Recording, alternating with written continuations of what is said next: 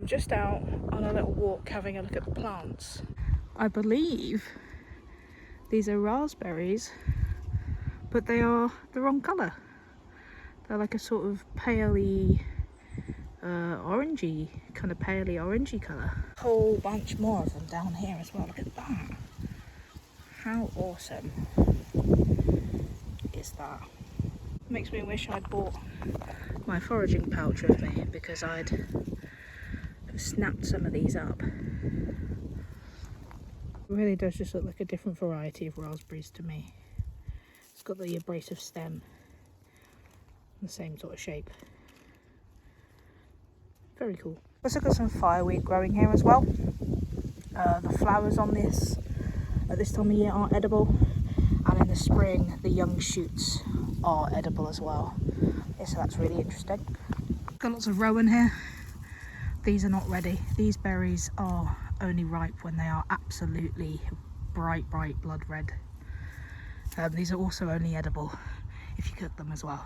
The huge stand of fireweed here. Fantastic. These seed pods are quite interesting, because if you open them, once they're matured, you see they've got this sort of fibrous material inside. You can actually collect that and use that for fire lighting, but these plants, they spread, their seeds spread by the wind, so it's best to leave the seed pods alone, especially if there's another alternative fire lighting material. It's best to leave the seeds alone. Weed here, I mentioned this in a video previously. This is another edible.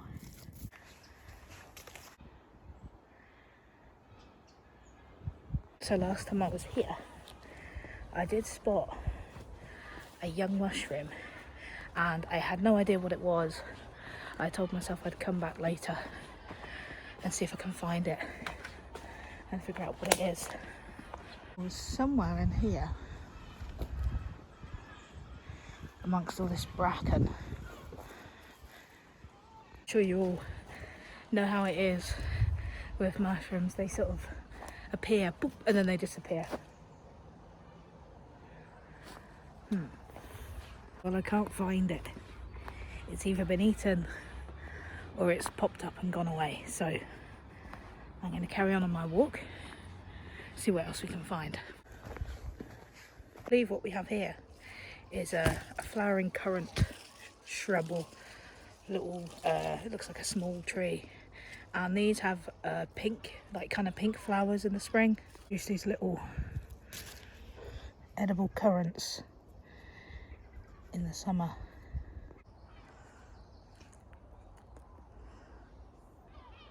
Not very nice. Here is an interesting wild edible. So this, you'd be forgiven for mistaking this for a dandelion. It's actually called cat's ear. It's a lot smaller than a dandelion, and the teeth are a lot sort of, I'm trying to think the best way to describe the teeth. There's like a flat gap between each tooth. On a dandelion, the transition between the teeth is a lot more sort of jagged and immediate. Dandelions also have smooth leaves, but this is kind of a bit furry, like a cat's ear. So you can see the furry texture that tells it apart.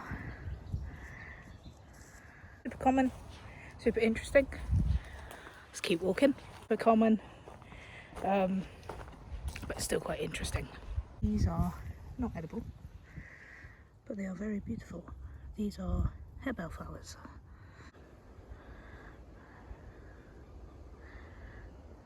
Really beautiful, really important for the bees. Oh, we've got some common sorrel down here. You can tell by the tails on the end. Quite large, but this is another one that tastes like lemon or sour apple. More of it. There's some more of it. It's turned into actually quite a long walk. Bits of resin coming out of these, I believe these are larch trees, and if you are a long-time subscriber, you'll know resin is fantastic. You can use it as a glue to make pine pitch glue, and it doesn't actually matter what species of tree you use, as long as the resin is sticky, you can use it. Resin is also antiseptic, so you can use this to cover up wounds and things as well.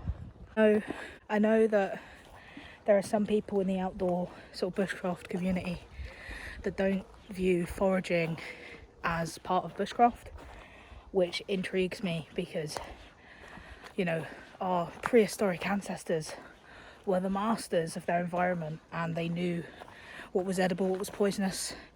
They knew how to use the trees and, you know, the things that they produced, like the resin or mushrooms. Like, our ancestors knew everything. The woods, well, not just the woods, like the outdoors was their toolbox, their grocery store, you know, like their doctor's surgery.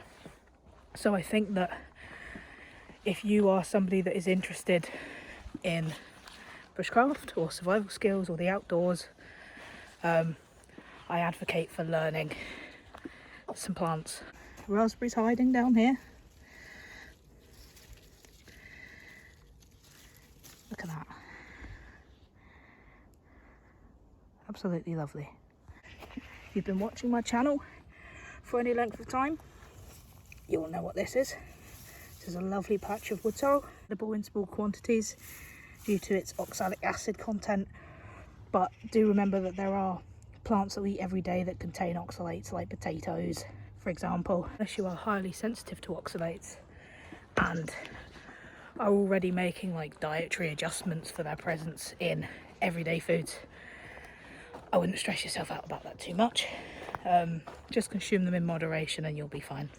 Loads of blackberry vine here, and also you can eat the berries of the blackberry, but you can also process the mature vines to make cordage, and I do already have a video on my channel of me doing that, so if you'd like to learn that skill, I will leave a link to that video in the description below. Stream bed here, if we can get across.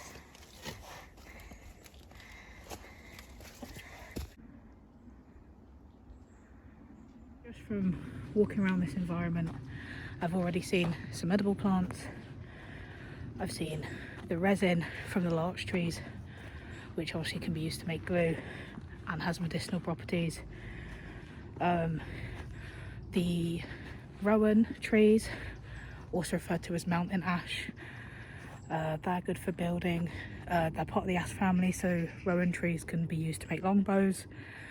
So just by having a little walk around my environment, I'm seeing loads of resources, basically, which is cool. So if you're into bushcraft, don't discredit the plant knowledge, because it can be really useful. A little bit of basic plant knowledge can help you decide whether or not you're going to stay in an environment if you're in a survival situation, or whether you're going to leave it and move on.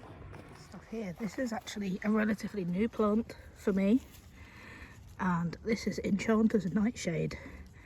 This is a common woodland plant that is browsed by deer, and despite the nightshade part of its name, this stuff's not actually poisonous, but it's not edible either, so don't eat it, leave it alone. Here, this is greater plantain. You may have seen ribwort plantain before, but this is big cousin, so this is greater plantain. This is also edible. You can eat the flowers. I believe you have to cook the flowers, but you can eat the young leaves raw.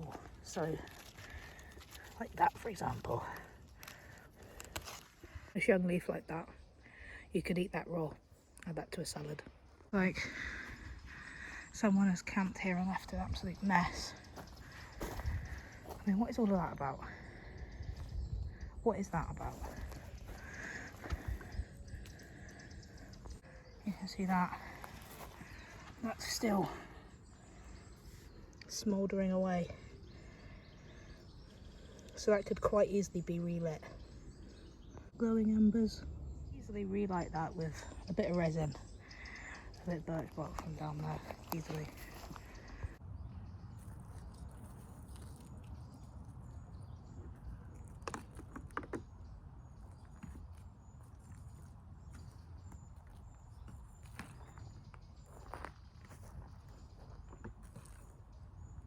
I'm all for going out and having fun in the woods, but make sure that you put your fire out completely. And if you're in a coniferous woodland like this with high resinous content and lots of flammable duff on the ground, my advice is to not have a fire in a woodland like this. And if you are going to, then use a raised fire pit and clear away all the debris from underneath. We're officially back where we started. We found some berries, some edible greens, but no mushrooms. But that's all right, because not every trip turns out the way that you expect it to. Hope you all enjoyed this walk in the woods. Super spontaneous, super random. I just saw a couple of things and I thought I would share them with you guys. But if you like what you see and would like to see more videos from me, be sure to like, subscribe, leave a comment, etc, etc. Cannot stress the importance of learning plants for your bushcraft or outdoor activities, because if you can learn a bunch of plants and a bunch of trees, even just a handful, it doesn't have to be millions and billions and zillions. If you can just learn a handful for each season, it will really enrich your outdoor experience. So go out there, have a look around, see what you can find, and I'll see you guys in the woods.